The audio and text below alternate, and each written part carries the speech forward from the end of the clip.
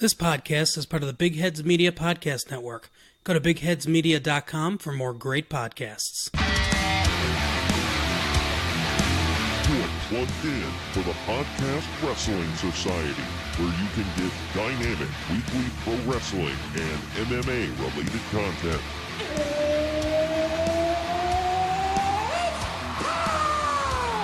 Give us a follow on Facebook, Twitter, and Instagram at PODWRES Society so that you can stay in the know. Faith is the place. The sky's the limit. And if you like what you hear, give us a 5-star review and hit that subscribe button. Woo! Woo! Woo! Woo! Now, your host, he is the one and only Troy Adams. Welcome to the first spooky October episode of Wrestling Wednesday on the Podcast Wrestling Society. I'm your loving leader, benevolent host, Midwest Monster, and the true Revenge of the Taker, Troy Adams. And back in the co-pilot's chair here today is my second in command. He is the Chainsaw Charlie to my Cactus Jack. That's gotta be Greg! That's gotta be Greg! What's up, Greg? Get over back some over. Oh, well, yeah, he got Big red bars. Chainsaw Charlie's over forever. We have a mutual friend, by the way, who is a big Jim Cornette fan. And it's not who I would expect. Good grief. Well, getting off of those dark subjects, like Jim Cornette, there's a dark subject that we're going to discuss in long form today. Long form. This is going to be huge. It is Bad Blood in Your House 1997. This was right before I started watching wrestling. Or actually, I think this is right about the time I started watching wrestling. Was right in here. And there's so much around this show to talk about. There's like just as much around the show as there is in the show to talk about today. And I'm pretty sure you were pretty excited about talking about this. Yeah, I watched this pay-per-view live. Mm-hmm. It was one of the first ones I watched live in many years at that point, I believe. What was do you happen to remember what the price point was at this point? Because I know that they originally, the In Your House pay-per-views were like cheaper because they were just like shorter shows. Yeah, but they were like one, $15 when they started. Right. And then And this they were one on weird was... days of the week too, like on Tuesday or Wednesday or Oh, really? sometimes, yeah.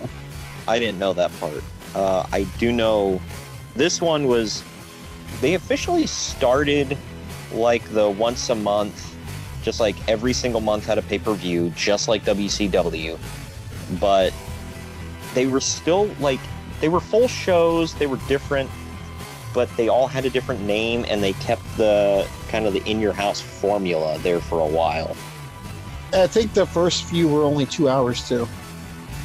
I remember, I'm pretty sure this one was about 3 hours, I want to say. It was. Yeah, it was. Yeah, so... This may have been one of the first ones at 3 hours. And this one, I mean, there were others before this in 97, and we covered all the... Like the first year of In Your Houses, we cover back in our 1995 reviews. You can go back and listen to them if you want. But the company was in a much better spot here in 1997. However, they were still getting trampled week in and week out by Monday Nitro. Yeah, but that was about to end. It would end in 1998. And I would say... I think it's 5 months away. Yeah. So I would I would say that, 97 was a fun year in both companies.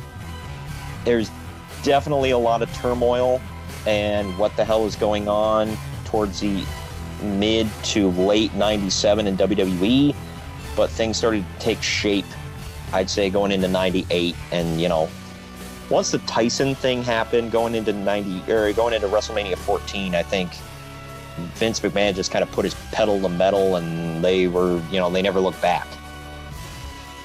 Not saying Nitro. Bischoff said that was the first time he was really worried. Oh yeah, well, and you can tell Nitro started hot-shotting stuff and whatever, and it was, because before, like, if you look at certain episodes, because like on other podcasts they recently covered the episode of Monday Night Raw where it was the first time they really recognized Vince McMahon. He's the owner of WWF. He steps out from behind the announce table to really get involved, and he gets a stunner for his troubles. Probably the worst stunner in all of history. Yeah. And in the Garden, no less. Yeah.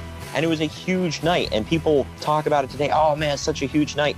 And they got their butts whooped in the ratings that night to just a random Nitro where nothing huge happened. It's funny because I was live, too. That wasn't a taped one. Yeah. And it was the first time, I didn't know this until recently, it was the very first time they ever had a Raw from MSG. But before then, it was only pay-per-views.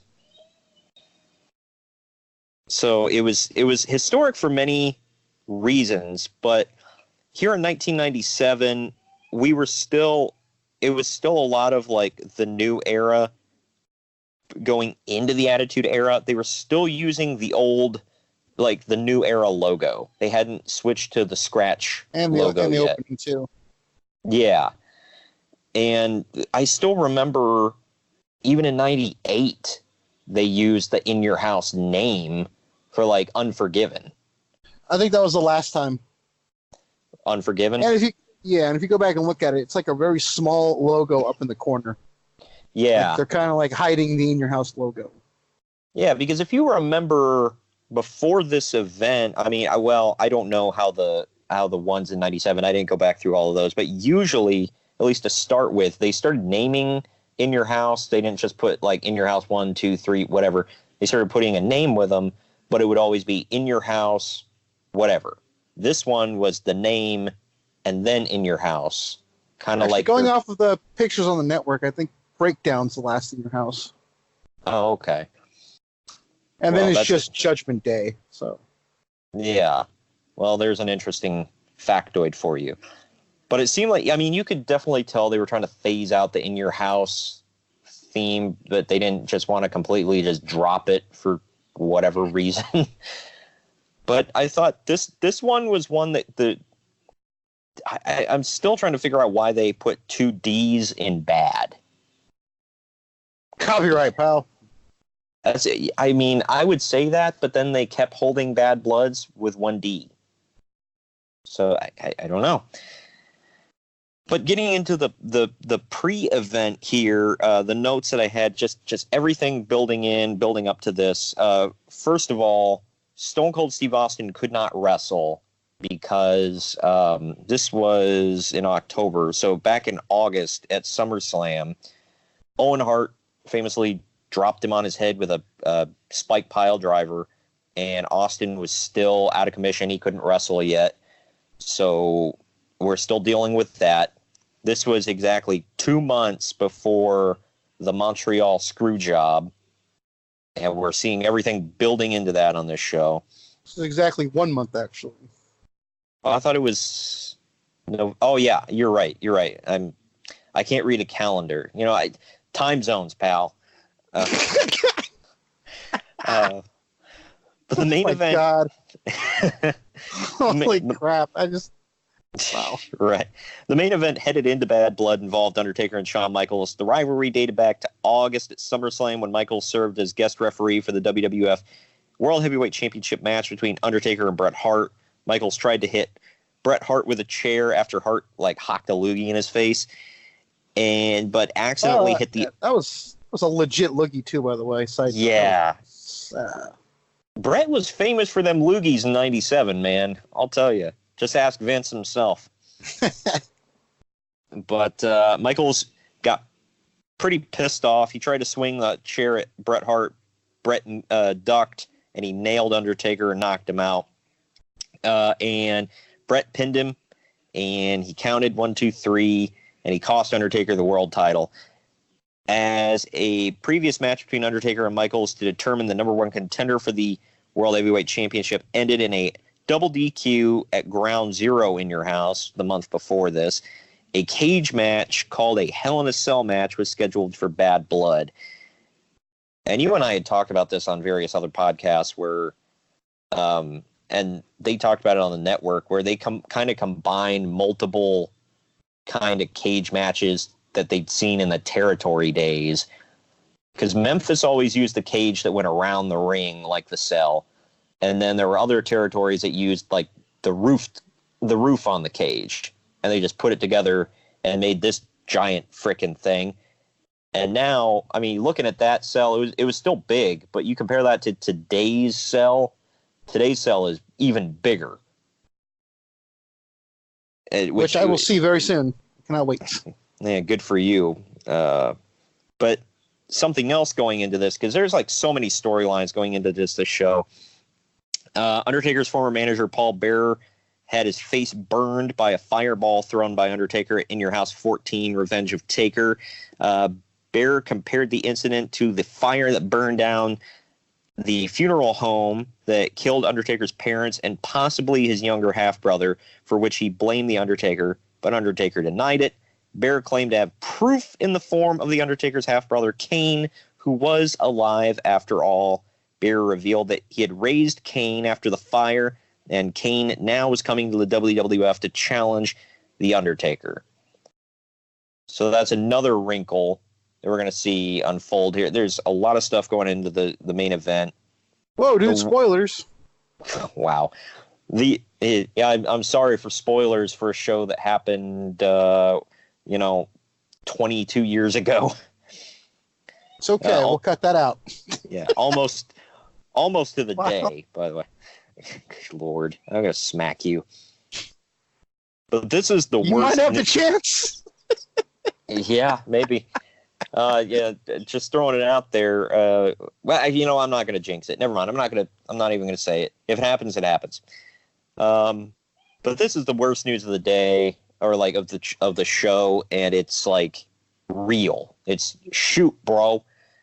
But on the afternoon of the event, Brian Pillman, who is scheduled to face Dude Love on the show, was found dead in his hotel room. The announcement was made to the fans during the half-hour pre-game show prior to the pay-per-view being broadcast. I know out of that whole thing I just said, this is like the smallest of notes. But wasn't it called the Free-for-All, their pre-game show? Yes. Yeah. Okay, because for all of you out there, it was free for all. And I wasn't watching it was on the TV Guide network, too, or channel. Yeah, I was just about to ask you that. Conrad Thompson had said something about that. I was going to ask you if that was still a thing. Well, because of that, real quick, the pre-show was in like a small box, like not even a quarter of the TV up in the upper corner. So, and the rest, you could see that, and you could see the TV listings going. And for those of you kids out there today, TVs didn't have a Zoom feature back then. Yeah, you had to watch a channel to see what's on. You couldn't just push a button. Yeah. Well, yeah, there was no on-screen guide except for that one channel, and you had to wait for it all to scroll through. Yep. Oh, man. And most of the time when they weren't showing a show, they were playing like country music or something crappy over the thing, so you had to mute your TV to keep your sanity. Yeah, that too. But yeah, I think Don West was on there, no joke. I have no doubt.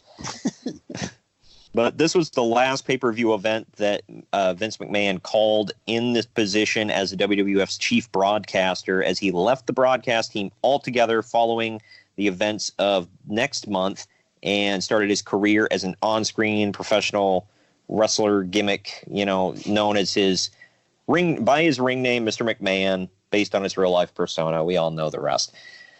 But yeah, so that's all the pre-show or pre-game stuff that, we need to know going into this. And I will say this, after listening to this podcast, definitely go back and just watch the show just for the historic value and to see all these storylines come together and to see how they scrambled to, do something after Brian Pillman's untimely passing. Oh, we'll get into that. That's Oh gosh, yeah, you can't not. But I think now is a good time for a break. When we come back, we'll actually cover the whole event I almost said In Your House Bad Blood, but it was Bad Blood in Your House. Whatever way, we'll cover Bad Blood. It's listed as In Your House Bad Blood, by the way. Yeah, it is. It's freaking weird. I don't know. It's Bad Blood 1997. Call it whatever you want. And we'll talk about it. We're live, pal. God dang it, pal. But we'll be right back after these messages. We're letting you know about some other great podcasts on the Big Heads Media Network. Check us out as well under the Sports and Pro Wrestling tab on BigHeadsMedia.com. Hi, everyone. This is Clint. This is Ross. This is Joel. This is Cutter. This is Tony. From 3 Beers In. A proud member of Big Heads Media Network. Each episode we review local Austin craft beer and talk about Clove and Bananas. References I don't get. And Academy Award winner Matthew McConaughey. So tune in. Crack open a beer. And hang out with us. Find us on BigHeadsMedia.com, iTunes, Google Play, Stitcher, TuneIn, Spotify, or on 3beersinpodcast.com. This is the podcast.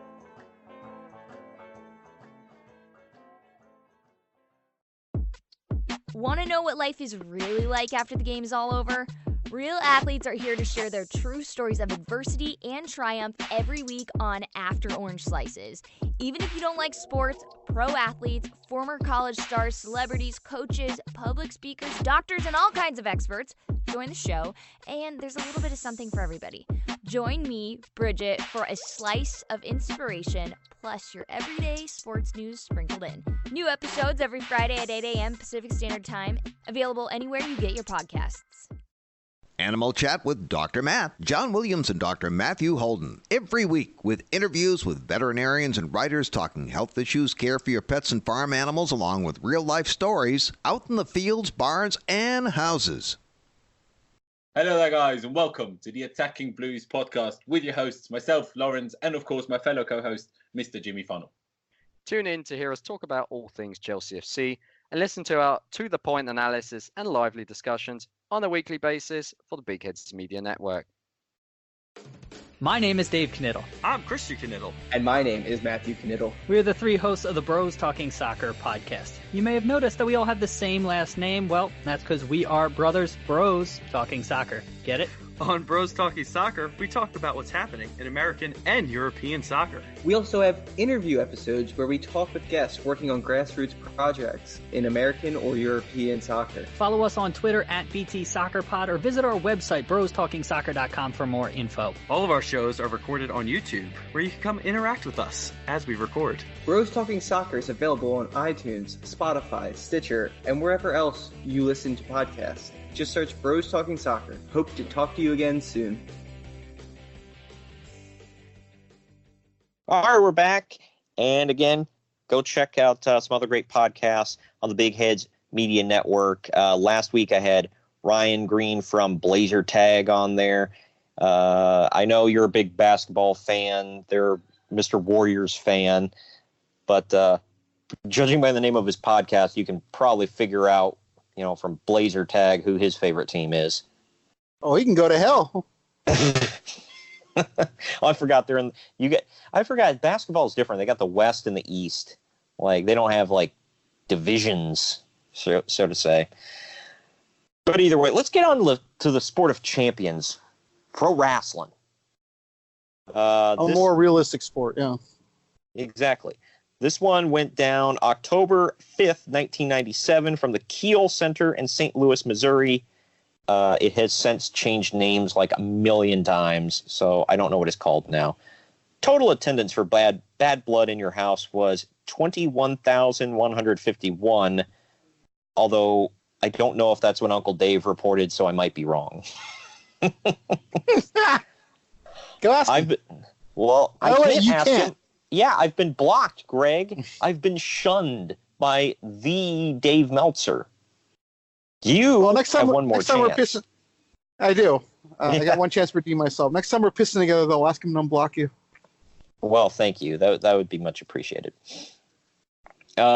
Just something I noticed. It was funny that all three commentary tables, there was the American, Spanish, and French commentary tables. All three had a former wrestler either doing color commentary. On the American side, you had Jerry Lawler. For the Spanish commentary table, you had Tito Santana, and for the French, Chico. And for the French, they had Raymond Rougeau. The all-American boy.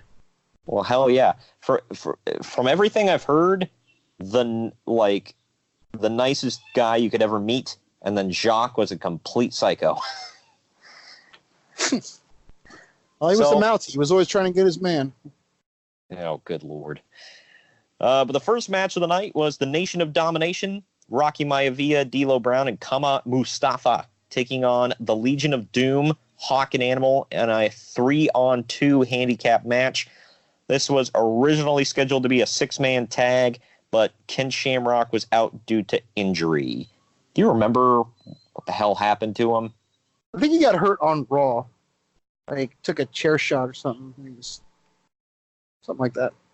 Yeah, I do remember that. I think Conrad said something on his show about, like, he was injured, and then he did a run-in, and, like, just running to the ring, he re-hurt himself. So, wow. Yeah. So there was that. World's most dangerous man, folks. Yeah, just ask Tito. Farouk interfered on behalf of his Nation teammates, which enabled Kama Mustafa to kick Hawk in the back of the head, and Rocky Maivia executed the Rock Bottom for the pin. The Rock had not been heel for too long, had he, at this point? I think you joined him a couple months prior. Yeah, so he was still...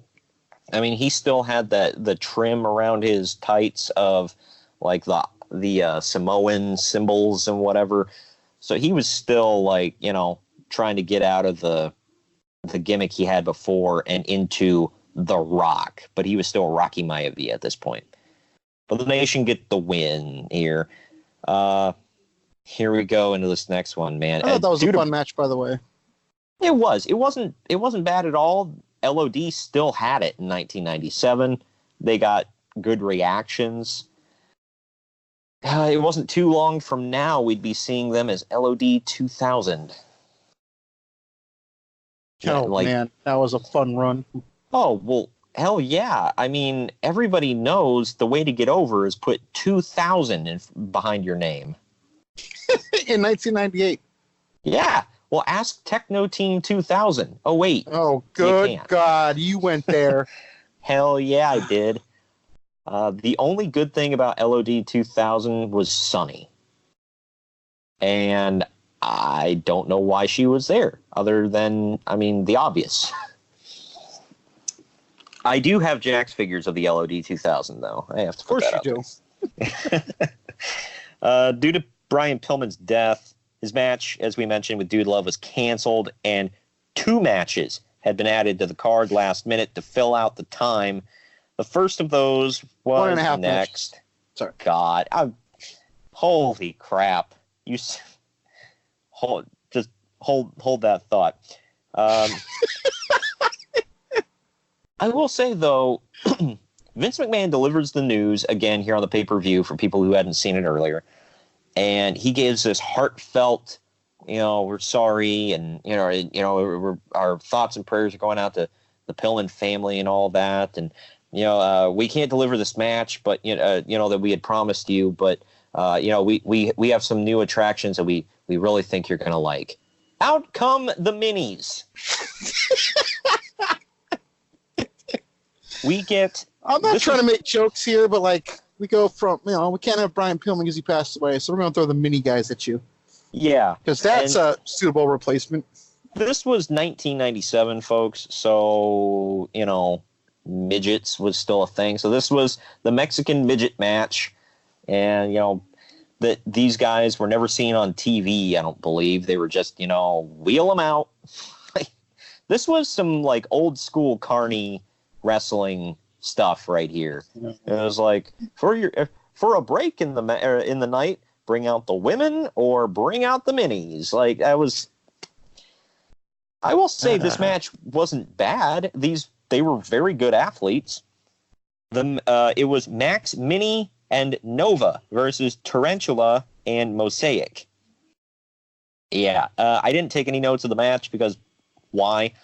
Max Mini and Nova won the match when Max Mini pinned Tarantula despite him kicking out at 2. So clearly they just wanted to take this damn thing home. You know it's bad when JR is making short jokes about them, by the way. He goes, oh, yeah, I hear Max Mini's up to 70 pounds now. That's fantastic. This is Jim Ross, by the way, probably the most professional guy at the table. So you know it's bad when he's going off on him. Oh, well, hell yeah. I'm surprised he didn't start talking about their mini football records or something. Well, he did talk about the Florida game. He goes, well, the Rocky Maivia is mad tonight because his team got beat by Farouk's alma mater. I was like, cool. That's some info we needed.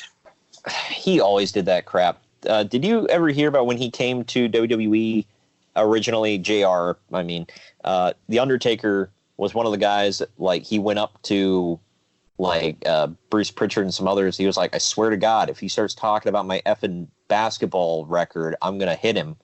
He's like, he's like, I'm not Mark Calloway here, all right? He was like, I don't want people thinking, oh, yeah, he used to play basketball or whatever. He's like, I'm a dead man. I think I'd be more concerned about him talking how better his Sooners are than in Texas, but, yeah. At the time. I just now noticed this, by the way. We now get the third tag match of the night in a row. It's the WWF Tag Team Championships on the line. It's the Headbangers versus the Godwins with Uncle Cletus. Naked Midian. Hell yes. Gosh. I have... You knew it was coming, dude. Yeah, well, there's more. I will say this. I have Jack's figures of 3/4 of this match.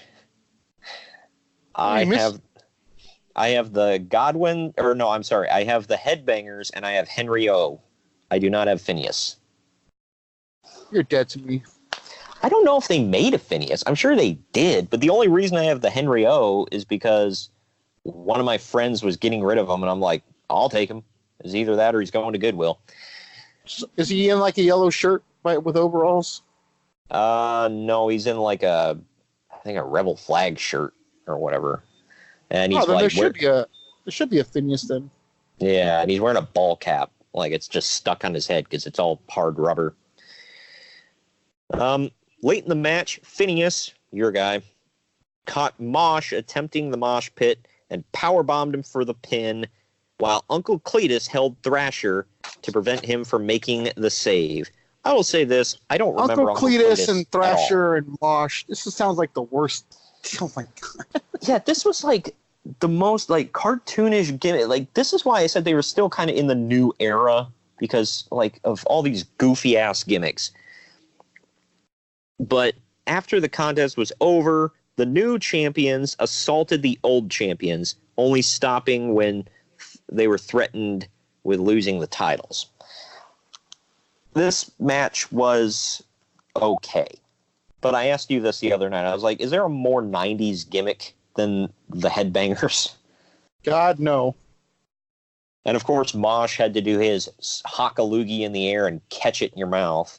Hey, that's talent, dude. Whether you say it or not. That's talented. Yeah. And that. Can you do that? I don't want to try. I don't know. There's some things where it's like, maybe I could. I don't want to find out. I used to catch it and like savor it after. Oh gosh, yeah. And Vince McMahon was sitting there on commentary. Don't try that at home, ladies and gentlemen. I'm like, ugh. The one thing I really remember about besides the skirts about the Headbangers is they had a music video put together from them to Tub Thumpin' by Chumbawamba at one point. Do you remember that? Did everybody in the 90s have that?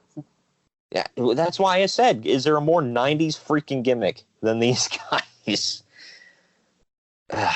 But during the second update on Brian Pillman's death, Vince says that no foul play was suspected, and it may be a drug overdose. He says that, quote, "Of course, that's a problem in all sports and all forms of entertainment."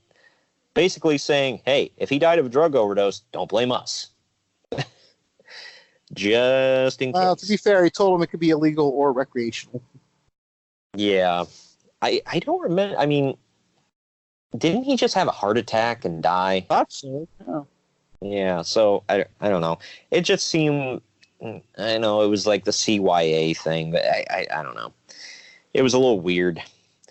The next match, though, is the finals of the Intercontinental title tournament. It's Farouk versus Owen Hart. As I mentioned earlier, Austin was still injured. He was the Intercontinental champion, so he had to surrender the title. And he came out to the ring because he was going to present the title to whoever won the match.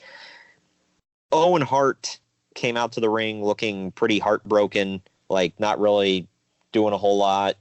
And the only thing is I'm assuming it's because of Brian Pillman's death and he had to go out and perform that night. So, but yeah, I don't know if you noticed that. Like he just kind of walks to the ring, puts the flag in the corner. He half-heartedly yeah, I'm here. And yeah, not a whole lot of emotion.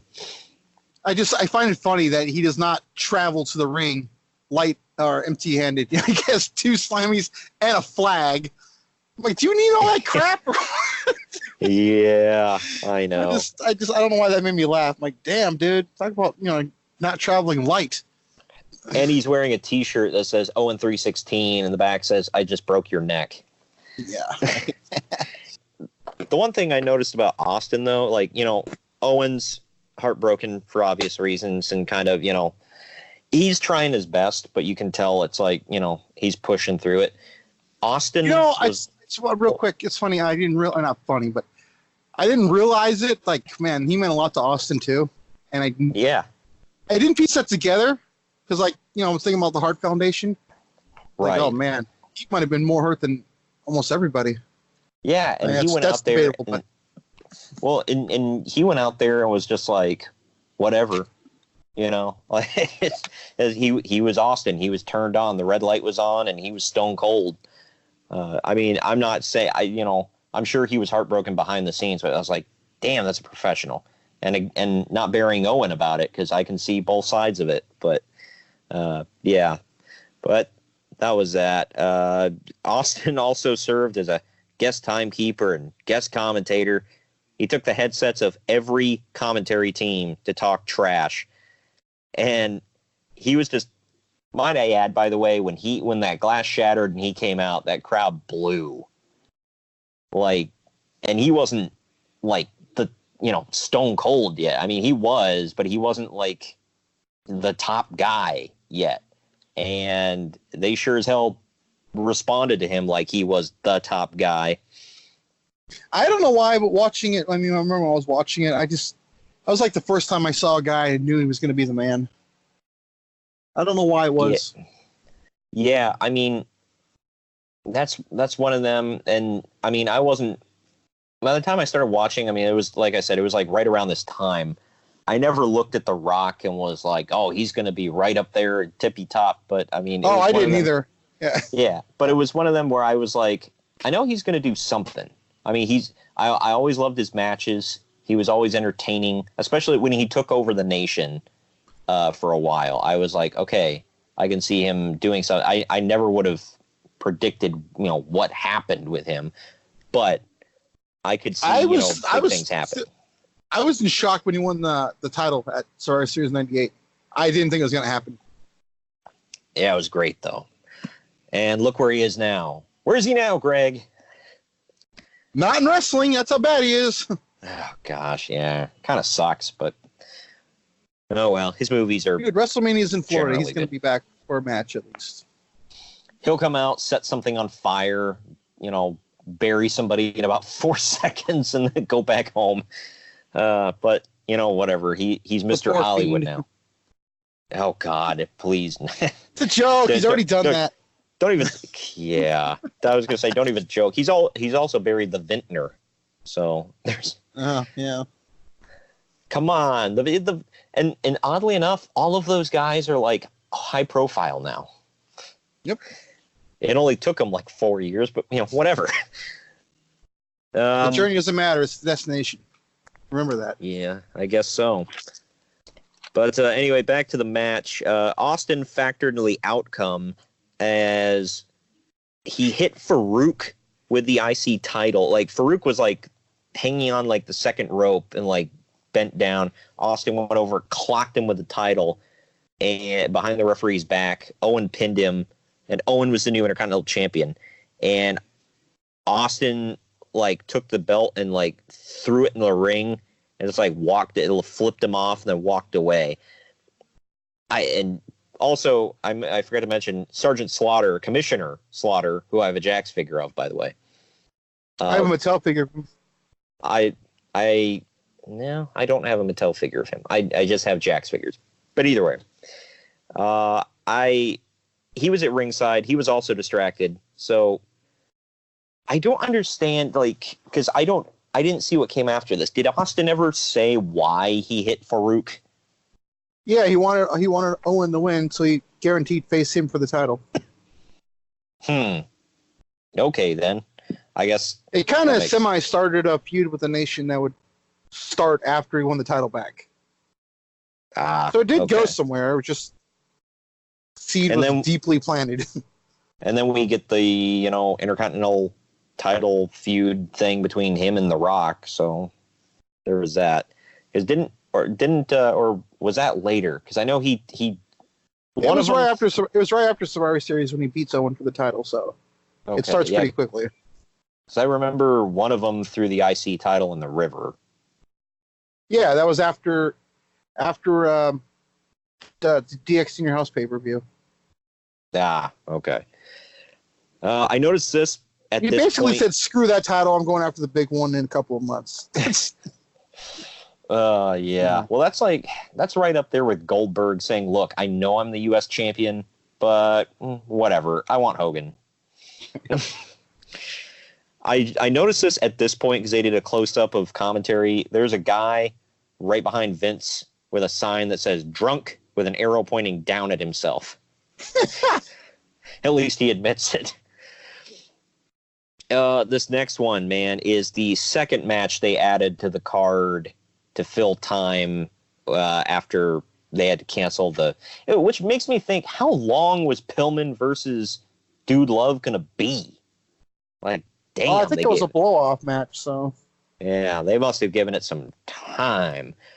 But this one was Los Boricuas, which was Jesus Castillo Jr., Jose Estrada Jr., Miguel Perez Jr., and Savio Vega, or as I like to call them, Jose, Jose, Jorge, and Hey Hor. I had to say a word. Did we lose all of our Spanish listeners? That one listener in Mexico just was like, unsubscribe. Well, hey, they're not going to be offended in Mexico. These guys are Puerto Rican. Oh, yeah, that is true.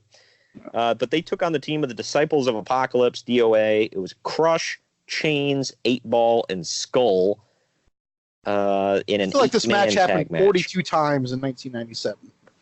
It probably did. It would happen, like, I don't know this exact match, but these teams, like, these guys all collided in one way, shape, or form the next month at Gang Wars. And isn't that what they called it? Survivor Series Gang Wars?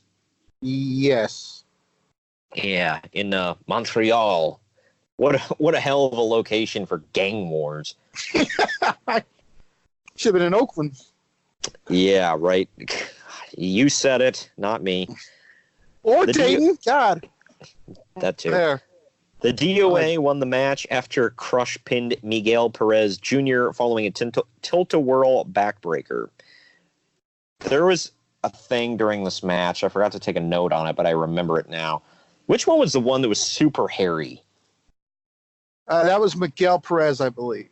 Okay, well, for some reason, Vince thought it was I don't know why I remember. Because he looked like he was wearing a sweater when he was... I know, that's exactly what I was thinking. Like, I feel like he was always wearing a thick sweater. Yeah. That was some serious body hair, man. Hell yeah. I bet you hit puberty when he was like 10. That's a safe assumption. But he was that guy who could keep a body waxer like in business by himself. He was doing a move and they were close up on him for a chin lock, and Vince McMahon was like commenting on the hair, and he thought it was Jose, and JR had to correct him, and Vince freaking McMahon said, "Jose, can you see all that hair?" I thought, God dang it. Wow. Man. What the hell? Can't get away with that 22 years later. That's right below saying the N-word to Booker T. Man. Either I forgot or I never heard Vince say this, but wow. It was just a throwaway line in the match, but I heard that. I was like, holy crap. That's great. Yeah, man. It was something. Bret Hart and British Bulldog cut a pre-match promo backstage. Bulldog, like, far as not fantastic as Bret was on the mic, like, he was good as a heel. But he was never, like, the master of the mic. But, God, Bulldog sucked. Like, did you ever notice that he was just awkward? Like, yeah. He had full confidence in what he was saying, which is key, but what he was saying was never any good. Like, he ended the promo by saying, "Right here in St. Louis, right here," and then he just walks away. He had to plug where they were. Yeah, and I was just like, okay. But this next match is going to get a bit confusing, so I got to lay this all out here. It was Bret Hart and British Bulldog versus Vader and the Patriot, Del Wilkes. They cut a pre-match promo as well. It wasn't anything noteworthy. The only thing that was noteworthy was that I never realized that the Patriot was a hick. He would go by his... let's leave all the stereotypes alone with that. But Well, he would later go to WCW as his other gimmick, Mr. America. Just kidding. But anyway, this was originally... It was a tag team flag match. It was originally scheduled to be a capture the flag match where the object was to go to the opponent's corner and grab the country's flag, Canada's or America's, to win. Keep in mind, one team is 2 Americans, one team is a Canadian and a Brit. But they're fighting for the Canadian flag. So and also I got to point out, no disrespect, but Vader's not necessarily Mr. USA. I don't think I've ever heard him pro-America. Not that he was anti. Don't get me wrong, but well, just like all of a sudden Vader's fighting for America. Since when? When has that ever been a thing for him? Yeah, if anything, I could see him fighting for like Japan or something like that, because he was like Mr. I'm over in Japan, Well, that's got. I don't know. Oh, God, that was the other one. Well, I don't know. Like, then they changed the rules to allow pinfalls and submissions or capturing the flag due to all 4 competitors entering this match with injuries. Okay, I don't understand how the pin or submission stipulation makes it better on their bodies. You don't gotta climb the top rope and go up a pole. Grab up a pole, bro. But they did. All 4 of them. It's so confusing. It's Vader hit. Okay, the most impressive move of the match, I don't know what his injury was, but he hit a moonsault and landed on his feet. And you can say, oh, well, he stumbled, whatever. He's like 400 pounds. That's pretty damn impressive. And they kind of like don't really put it over like a big thing on commentary. I'm like, a 400-pound man backflipped and landed on his feet. Yeah. Like, how is this not a big deal? No, because... Oh, wait, no, Jim Ross was on commentary. I don't know. I was going to say because Jarrett wasn't there. Yes, he was. Never mind. I don't know then. Yeah, I don't get it. But the change enabled Bret Hart to roll up the Patriot and pin him for the win. The Patriot, by the way, may have injured himself in this match because they had a pile up in the corner and he was up top and somebody pulled him, grabbed him by the arm and tried to front flip him, and he didn't flip. He went forward and spiked his shoulder into the mat. And he was holding on to that thing for the rest of the match. So pretty sure he was hurt here. I'm also pretty sure this is his maybe second to last match. Yeah, he didn't have a long run. I think he wrestled at Survivor Series. Also, I also got to point this out. It was weird to hear the Patriot come out to Kurt Angle's music. Because that music Or hit. Is it weird to hear Kurt Angle come out to the Patriots music? I would say that, but Angle's had it for longer, and who's in the Hall of Fame? Not Del Wilkes. So I don't... Well, that's like saying, Goldberg has Pat Tanaka's music. Screw that. That was weird. Yeah, after you told me that, I was like, huh? But the match was notable for having 2 fans interfere and attempt to climb in the ring. When one fan entered, Bulldog kicked the 7 shades of crap out of him. Was it the drunk guy behind Vince? No, I think he came from the front of the ring, but Bulldog instantly snapped into his I used to wrestle in the territories and I'm big and buff mode and just kicked the piss out of this dude as the referees were dragging him out. You saw Eddie go hardcore on some fans, right? Eddie Guerrero? Yeah. Yeah, that was right there, man. It was up there in that same breath. But this match, I don't know. It was nothing. It wasn't bad. And it was the second to main event. I felt like it went on forever and a day. Bulldog is good, but not. He was not main event status in 1997 by what he was doing. Del Wilkes was fine. Vader was still decent, and Bret was the best one out of all of them. Just doing his thing. No surprise there. The only note I had from Shawn Michaels' pre-match promo backstage is that he not so subtly buried the European title. Yeah. Because he starts off the promo by saying, "All I can say is thank God that my prestigious European title isn't on the line in this match." You're a dick. There was a moment a couple years later where Vince McMahon himself buries it too. Really? Real quick, it's gonna be it's him and it's Austin and Undertaker, right? And it's First Blood. If Austin wins, he's the champion, and Vince is gone forever, bro. And I think if Undertaker wins, Austin never gets a shot at the title again. And Vince is with the Undertaker, and he's talking on commentary, and he's like, well, Austin's never going to challenge for the WWF title again. He go, and King's like, well, he can challenge for the European title, and Vince is like, yes, the prestigious European Championship. Gosh, it's supposed to have been a running gag. It had to be. Yep, they knew at this point that it sucked. But I will say, those toy replica titles. I have one of the European title. I think I do too. I don't know with who.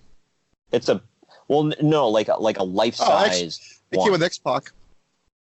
Yeah, I have one of them too. But yeah, no, I have a life size toy plastic replica of the European title. A friend bought it for me. Oh man! So dude, you should bring that. Yeah, I would, but it's at my mom's house. I got it in storage somewhere. I got it. Wait, you gotta pick them and choose them. When you don't have a lot of storage. Well, you chose wrong, but whatever. I did. You're right. But before I will mention the lead up. Undertaker was legit pissed at Shawn going into this, for a shoot, because there was a pre-taped episode of Raw where The Undertaker is like Shawn Michaels had already wore tiny little biker shorts and stuffed like socks or something down in there to accentuate his crotchal area. And then he's jumping up and crotch chopping and shoving it in JR's face and everything else. And it was gauze. Oh, there. Well, I believe he said it was gauze. Yeah. Yeah. And then there was the setup for this, where the Undertaker was at home on vacation, and he had a pre-taped promo challenging Shawn Michaels to the Hell in a Cell match. Well, Shawn knew that they could edit it out, so he grabs the mic and starts calling out the Undertaker to the ring and punking him out and saying, if he's a real man, he'll come down here and face me right now. And then, they'd edit all that crap out. And according to Shawn Michaels, after all of this, he got a $10,000 fine, which, according to Bruce Pritchard, until real recently, I can assume with Lars Sullivan, this was the largest fine in company history. Really? I think Austin said he got fined $500,000 for walking out. Really? He said it on the podcast with Vince. Huh. Well, then Pritchard's wrong. Then maybe that was the one that beat it. And then I can assume, because didn't Sullivan get fined like $100,000? I don't remember. Either way, this match was good enough to earn a 5-star match rating from Uncle Dave. It was Shawn Michaels. Authority. Well, hell yeah. Shawn Michaels, Undertaker, Hell in a Cell. It remained the last 5-star rating the WWF ever had until 2011 for, can you guess? Yeah, the same two. Yeah. John Cena versus CM Punk, Money in the Bank. He didn't give Michaels and Undertaker 5 stars? Well, this was the first and only time that the Undertaker received the match rating in his career. That right there. Yeah. Not that we needed more proof, but this also marked the second and final time Shawn would receive the rating. Many fans would argue that their matches at WrestleMania years later would have earned 5 stars, but they only received 4.75 from Dave. And the match with Cena on Raw in England didn't get 5. Nope. And the Hell in a Cell with Triple H didn't get 5. Nope. And his comeback with Triple H, Somerset, didn't get 5. This guy's an idiot. Oh my God. And to be honest, I don't like this match is historic, but I don't understand why it's a 5-star match. Wait, didn't he give Mankind and Undertaker 5 stars for their cell? No. I guess this was the only 5-star rating of the Undertaker's career from Uncle Dave. So yeah, and this was I just want to hit him every time I hear this. This was the last 5-star rating in WWE history until Punk, Cena, Money in the Bank 2011, which see, that match was pretty good. It was great, but yeah, I think there were many matches before that should have earned it, but whatever. He's an idiot, and we know it. If it was in the Tokyo Dome, it would have received 7 stars. 12.5. Yep. But the winner of this match will face Bret Hart for the WWF Championship at Survivor Series in November. Michaels was initially accompanied to the ring by Triple H, Chyna, and Rick Rude of D-Generation X. But after the cage was locked, all 3 of Michaels' allies were forced to leave the ring. Undertaker just spent the match beating the tar out of Michaels. And after Michaels, at one point, Shawn did pile drive the Undertaker onto some steel steps, and then he cusses out the cameraman and shoves him away, foreshadowing of what's to come later. Approximately halfway through the match, a cameraman was kayfabe injured when Michaels knocked him the hell out and stomped on him. And this forced them to unlock the cell door.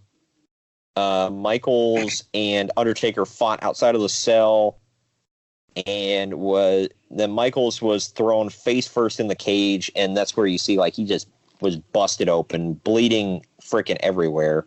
Next to Ric Flair, I'd say him and Triple H are probably two of the best bleeders in the history of the business with Rick. It's no coincidence all three of those guys are tied together, too. I know, right? The two guys fought to the top of the cell, ended with Michaels was like hanging on the side, and Undertaker like stomped his hands, and HBK fell backwards through the Spanish announce table. And this was like the abbreviated version of the later call from JR, because he said, "My God, he's been broken in half." But the more famous call was from later with Mankind. It's amazing how many big moments in Hell in a Cell we'd see, but like at that point, that was a significant, huge moment. I know. That fall. Compared and you to look back on everything else. You look at what obviously with Mankind, Shane McMahon. It's like, really, that was significant compared to all that. Yeah, that wasn't. Like he fell off from halfway up. Yeah, it wasn't that. And like we said earlier, the cell was much smaller back then, so it was a much smaller height. It was still dangerous. But if I remember right, they changed it after Undertaker and Randy Orton because Undertaker kept hitting his head on it when doing old school. Wow. I think he did it twice or something like that, yeah. Well, when he faced Brock Lesnar in Hell in a Cell, he was like holding on to the top of the cell for it. Or I think Brock was like doing like monkey bars on it. It was pretty low. But, I mean, Seth Rollins did the same falling backwards spot. I think him and Dean Ambrose both, and like they were much higher up, but it was still cool at the time. 1997, this had never been done. They fought. I'm trying to see. They eventually got back in the cell. They locked the door again. Late in the match, Undertaker hit Michaels with a chair. Just freaking Shawn took that thing, man. Like no hands up, nothing, just crack right in the head. I kind of cringed a little bit seeing that. Yep. He knocked that eye googly of his. But anyway, sorry. Not touching it. I'm going to hell. As Michaels lay unconscious, Undertaker started to do his cutthroat signal, but then all the lights in the arena went out. Organ music started to play. Within seconds, red lights filled the arena, and Paul Bearer walked to the ring with a debuting Kane. And we get the infamous, that's got to be Kane! That's got to be Kane! I'll ask you. Why did you say that like JR when Vince said it? I don't know. I tried to say it like Vince, but I guess I was off. I'll ask your opinion on it. I could go either way.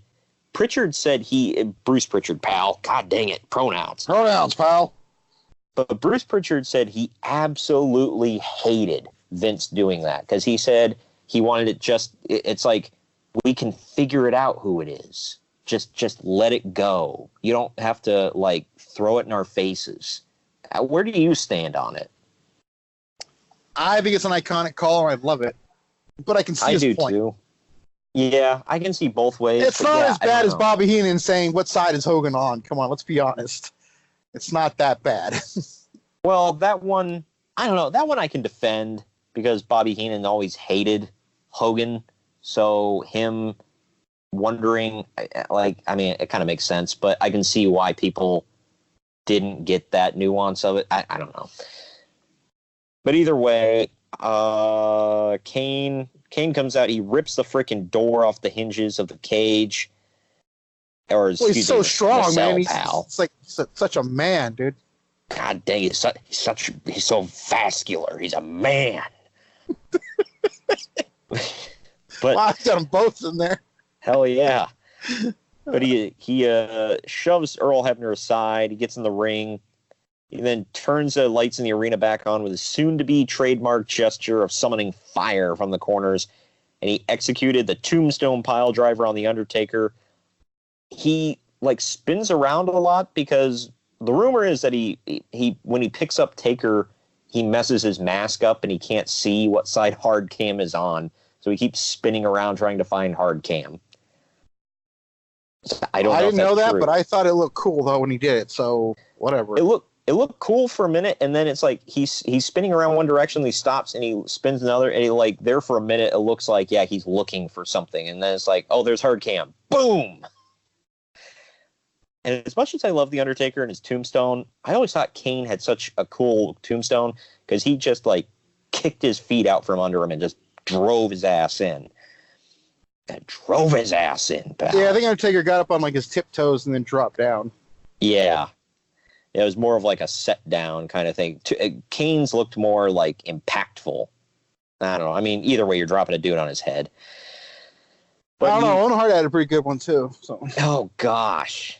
Too soon? You're terrible. But the Undertaker, you're sitting right next to me on the Hell Express. But after he hit the tombstone, he got out of the cell. Clearly, he's not there, so. Well, yeah. But he got out of the cell. He took off. A broken, bloody, beaten Shawn Michaels crawled over, laid his arm on the Undertaker. Earl Hebner finally came to, called for the bell, or counted 3, called for the bell. Freaking Shawn Michaels wins, and Chyna and Triple H come out to like hoist him up and drag his bloody ass to the back. He will be going on.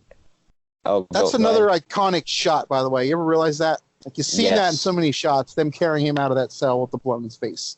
Yep. Like, that's one of those moments that it's burned in your memory because they showed it so much.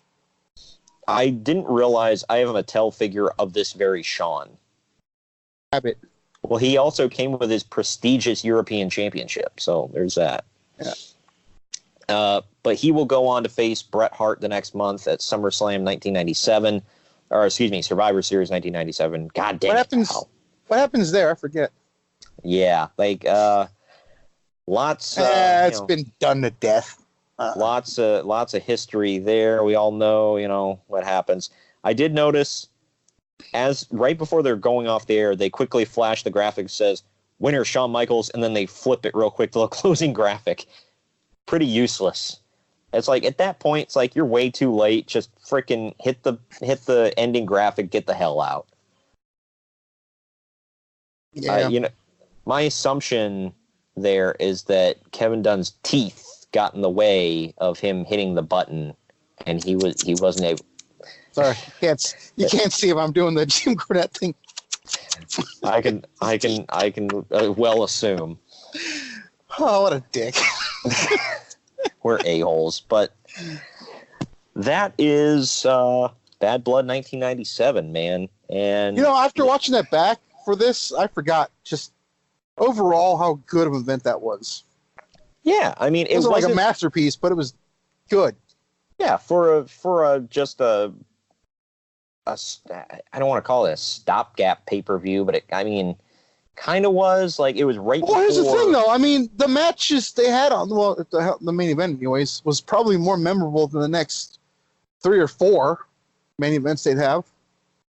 Well, on paper, anyways. I mean, yeah. Well, match quality wise, not like match quality wise, it beat everything. The thing is, the match quality for the Hell in a Cell was what it was. It was. I mean, Shawn got a few things in, but it was mostly him running and Taker catching him. Go back and watch that Untold thing. I mean, Taker flat out said it. Shawn's job was to get his ass beat for 30 minutes. Yeah. I said it. So when you go with that, then it was perfect.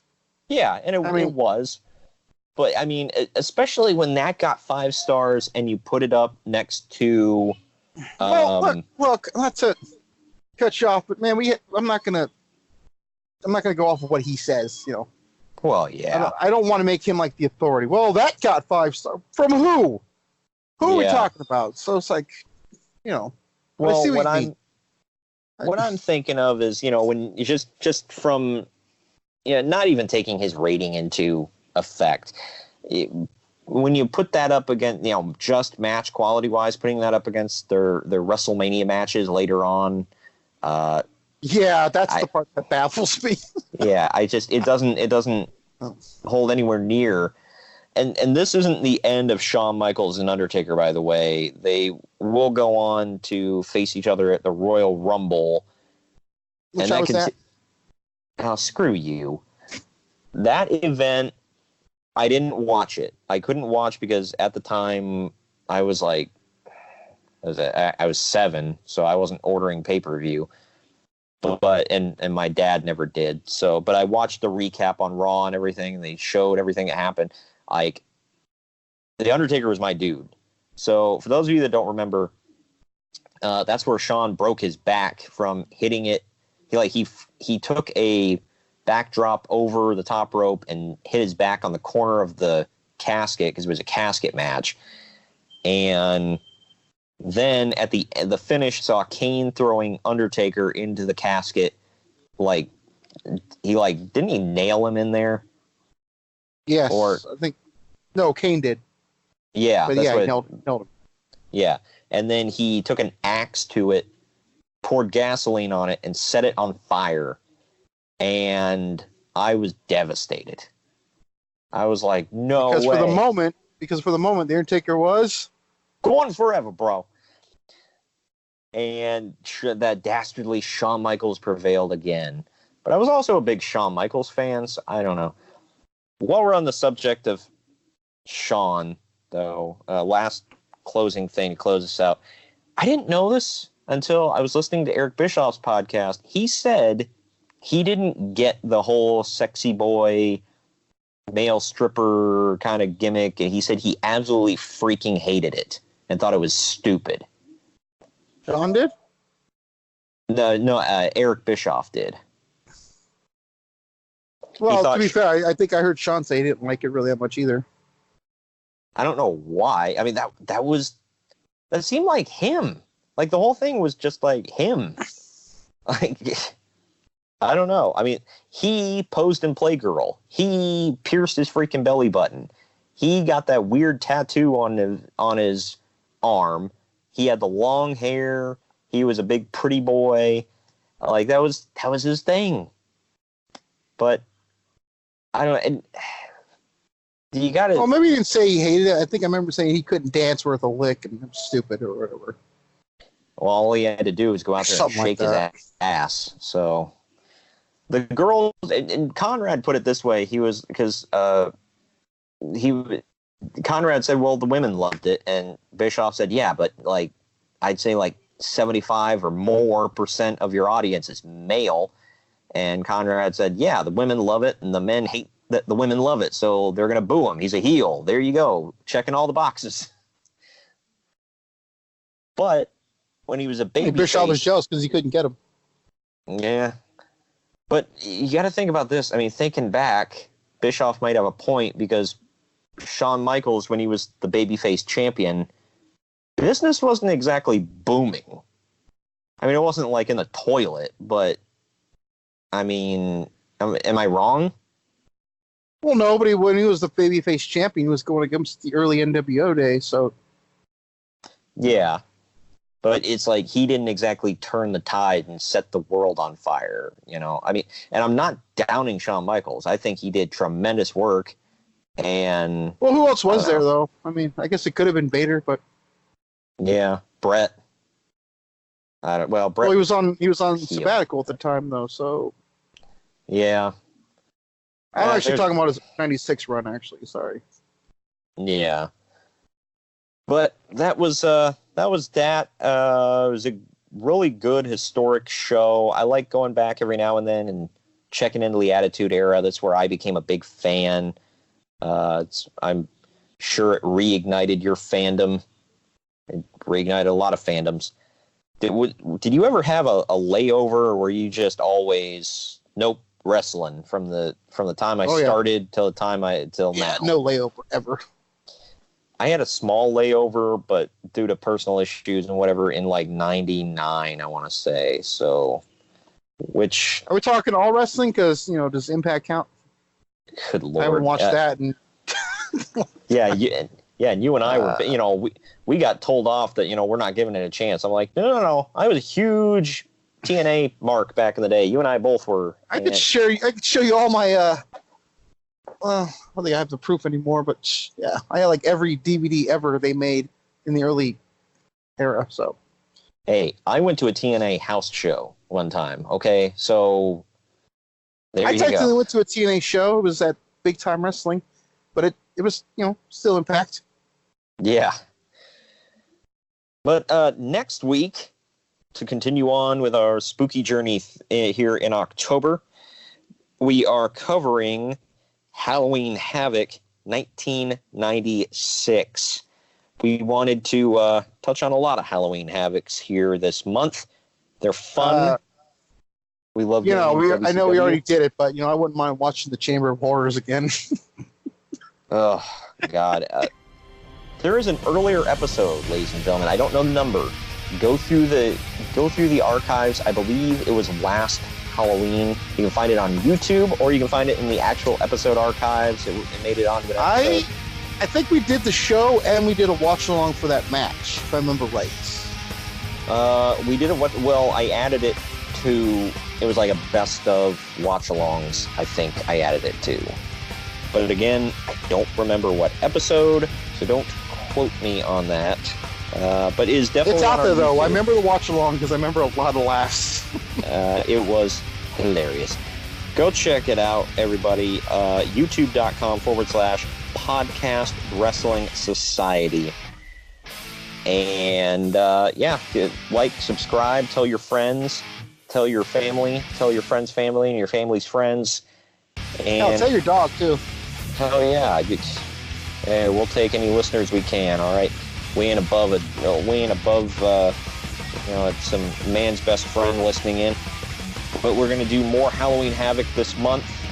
And what pay-per-view is coming up this month? Hell in a Cell. Yeah, God. So yeah, that's why we're doing this. So he at it. Yeah, well, screw you. Excited. The Fiend is going to be champion. Well, yeah. Well, I'm excited for it, and I hope you are too. At home, we will cover it, not in long form, but we'll talk about it to open the podcast. We will see you all next week for Halloween Havoc 1996. Later. Later.